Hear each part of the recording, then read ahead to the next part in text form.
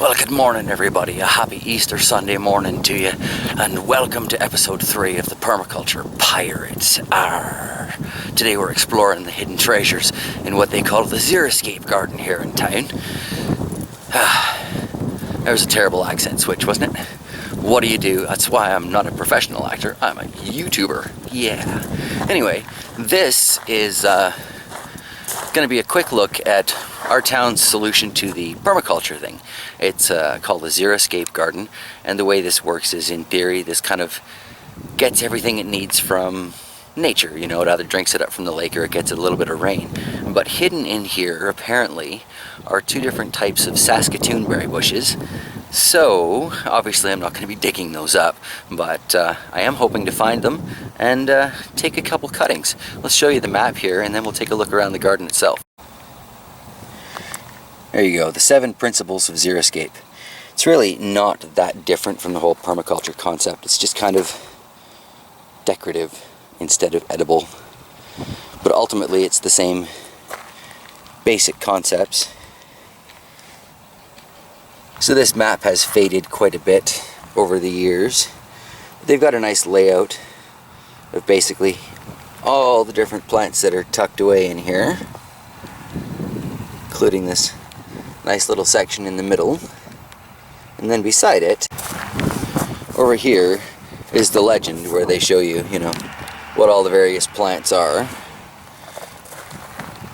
There's quite a few of them, as you can see. That's quite a healthy list. Conveniently enough, there are still a few of the paper maps left from last season. Not quite destroyed, but slightly better imagery. So we'll take a look at that.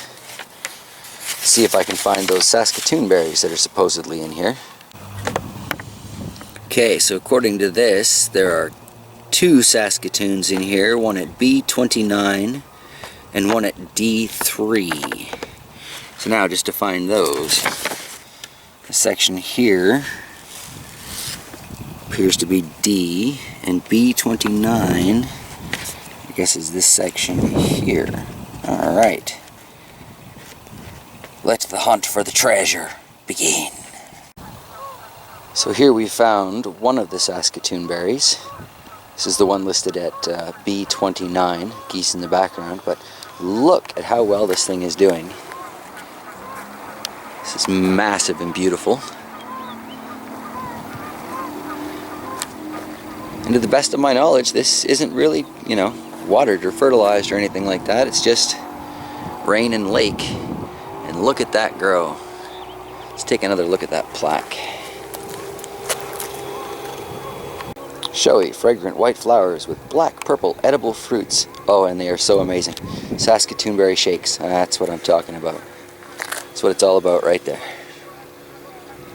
So I'm pretty sure if I take a couple of cuttings off this, it'll be okay. That's quite an amazing piece of bush right there. Certainly hope my cuttings grow to be something approaching this size. That is awesome. So there we go. I've got about half a dozen cuttings in there, 6 to 8 inches. Seriously can't even notice it off of this bush. Now to find the other one. Alright, well, I've been over to this map 6 ways from Sunday, and I'm standing right in this open spot where there is nothing and no plaque. So I'm guessing that particular variety didn't do so well in this Xeriscape garden. Probably wouldn't do well in a permaculture garden either then. Doesn't necessarily look like the right kind of wood chips, but what do I know?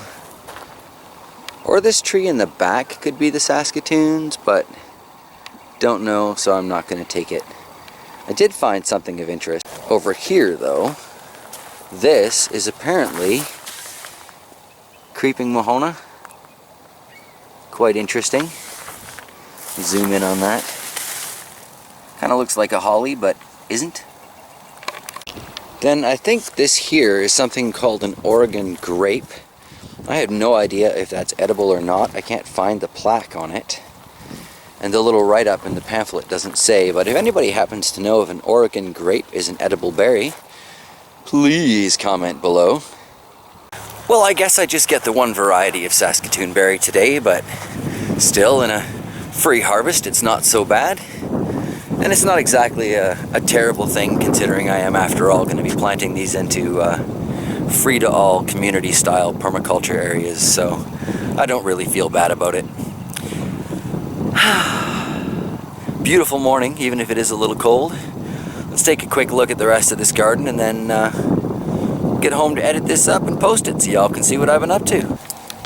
There are quite a few bushes and shrubs and such in here that don't have labels. Definitely getting the feeling I should come back here in the summertime when it's a little bit warmer and things are a little more in bloom.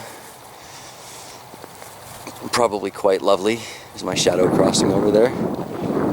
That's just one tiny little section of it here though, along the beach. Quite a beautiful setup, really.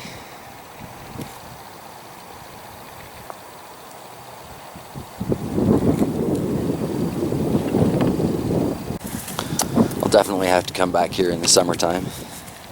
But there you go. Alright everybody, that wraps it up for this episode of the Permaculture Pirate.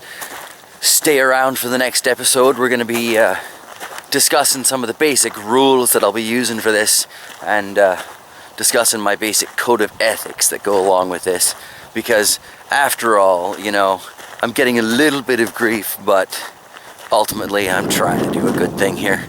Alright everybody, thanks for watching. I will see you next time. Arr.